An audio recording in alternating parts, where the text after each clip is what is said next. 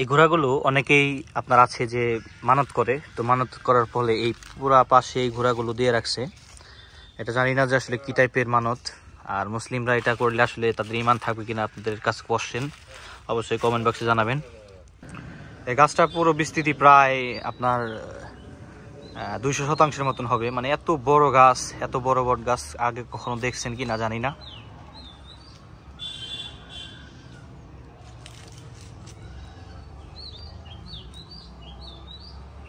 কি অদ্ভুত একটা জিনিস বানিয়ে রাখছে, এটা আসলে যদি না দেখতেন বুঝতে পারবেন না। গাছের এই জটগুলা এতটা শক্ত যে এইটা একটা গাছের মতন হয়ে গেছে, দেখেন যদি লক্ষ্য করেন, এবং এত সুন্দরভাবে মাটিতে সেট হয়ে গেছে, এটা কল্পনার বাহিরে আর কি। আসসালামু আলাইকুম। অদ্ভুত এক বট গাছ আজকে দেখতে আসছি। আপনারা হয়তো অনেকেই জানেন যে আমি ছুটি পেলেই বা একটু অবসর সময় পেলে আমি বিভিন্ন জায়গায় ঘুরতে যাই, বিশেষ করে আমার মানিকগঞ্জ জেলায় যে সকল দর্শনীয় স্থান আছে সেখানে আসি। তো আজকে আমি আসছি সিংগাইর উপজেলার বলধরা ইউনিয়নের একটি গ্রামে, যে গ্রামটিতে আপনারা এখন যে বট গাছটি দেখতে পাচ্ছেন এটি নাকি প্রায় 100 বছর উপরে, অর্থাৎ এই বট গাছটার বয়স হচ্ছে 100 বছরের উপরে। অনেকে এটাকে বুড়ির বট গাছ বলে, আমি জানি না এটা কেন বলে, বাট যতটুকু শুনতে পারলাম স্থানীয় যারা আছে এবং আমি যার সাথে এসেছি তাদের মতে এক বুড়ি নাকি এই বট গাছটি নিয়ে এসেছিল সেই কামরূপ কামাখ্যা অর্থাৎ ভারত থেকে নাকি নিয়ে আসছিল। আশেপাশে ঘোরাঘুরি করে অনেক কিছু দেখতে পেলাম এবং আমার কাছে খুব চমকপ্রদ যে জিনিসটি লেগেছে সেটা হচ্ছে এই বট গাছের যে শিকড়গুলো আছে সেই শিকড়গুলা আমরা মূলত গ্রাম পর্যায়ে যে গাছগুলো দেখি গাছের মতোই মোটা হয়ে গেছে এই শিকড়গুলা। এত বছর বয়স হয়েছে, এটা হতেই পারে স্বাভাবিক। তো অনেকক্ষণ ঘোরাঘুরি করার পরে বিভিন্ন চমকপ্রদ সে সকল জিনিসপত্র আমার চোখে পড়লো। সবচেয়ে ইম্পর্টেন্ট যে জিনিসটা সেটা হচ্ছে আমার পিছনে একটা জিনিস আপনারা দেখতে পাচ্ছেন, যে পিছনের যে অংশটা, সেই পিছনের অংশটাতে এমন একটা চমকপ্রদ জিনিস আছে, সেটা হয়তো বা কিছুক্ষণ পরে আপনাদের সাথে শেয়ার করব। বট গাছের গোড়ার কথা বলতেছিলাম, গোড়ার মধ্যে এত পরিমাণে জ্বর হয়েছে যে জ্বরগুলো প্রায় 20, 30 বা 50, 100 এরকম হবে, যে গাছের মতন হয়ে গেছে। অর্থাৎ 20-50টা গাছ একত্র করলে যেরকম হয়, একটা বট গাছের শিকড় কিন্তু এতটুকু হয়ে গেছে।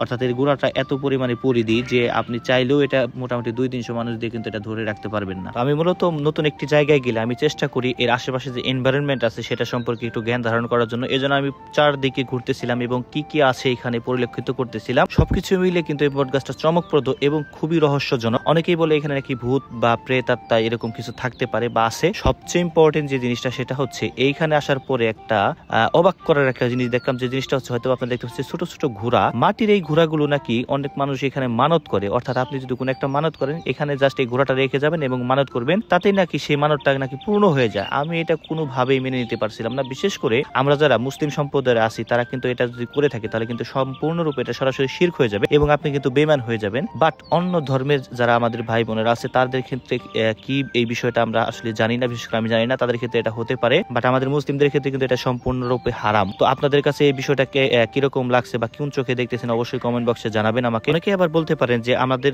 মুসলিমে তো অনেক হারাম জিনিস আমরা করে থাকি, বাট ভাই কিছু কিছু বিষয় আছে আমাদের এখানে কিন্তু ঈমান চলে যেতে পারে, অর্থাৎ আমি যে মুসলিম থাকবো না এরকম হতে পারে। শিরক হচ্ছে এরকম একটা গুনাহ, যে গুনাহ আপনি করলে কিন্তু আপনার আর ঈমান থাকবে না, আপনি একবার বেঈমান হয়ে যাবেন। অর্থাৎ এই গুনার কিন্তু কোনো মাপ নাই, আপনি চাইলেও কিন্তু এই গুনাহ আল্লাহ তাআলা আপনাকে মাফ করবে না। সেজন্য শিরক থেকে আমাদের আসলে বেঁচে থাকা উচিত, বা শিরক থেকে যতটুকু সম্ভব আমাদের বেঁচে বা এড়িয়ে চলা উচিত। এখানে আরো একটি যে বিষয় আছে সেই বিষয়টা একবারেই অবাক লাগছে আমার কাছে, এটা আমি কোনোভাবেই বুঝতে পারি না যে এই জিনিসটা আসলে কি। অনেকেই বলতেছিল শিবলিঙ্গ না কি যেন নাম বা অন্য কিছু হইতে পারে বা অন্য কোনো ধর্মের হইতে পারে। যদি হিন্দু ধর্মাবলী কোনো আমার বন্ধু বা কোনো ভাই বোন থাকেন, এই জিনিসটা আসলে কি যদি একটু জেনে থাকেন আমাকে অবশ্যই কমেন্ট বক্সে জানাবেন বা ইনবক্সও করতে পারেন। এই বিষয় সম্পর্কে আমার অনেক জানার ইচ্ছা ছিল, বাট আশেপাশে যারা ছিল তাদেরকে জিজ্ঞাসা করার পরেও তারা সুষ্ঠু কোনো তথ্য আমাকে দিতে পারে না, যার ফলে আমি আপনাদের সামনে এটা শেয়ার করতে পারতেছি না।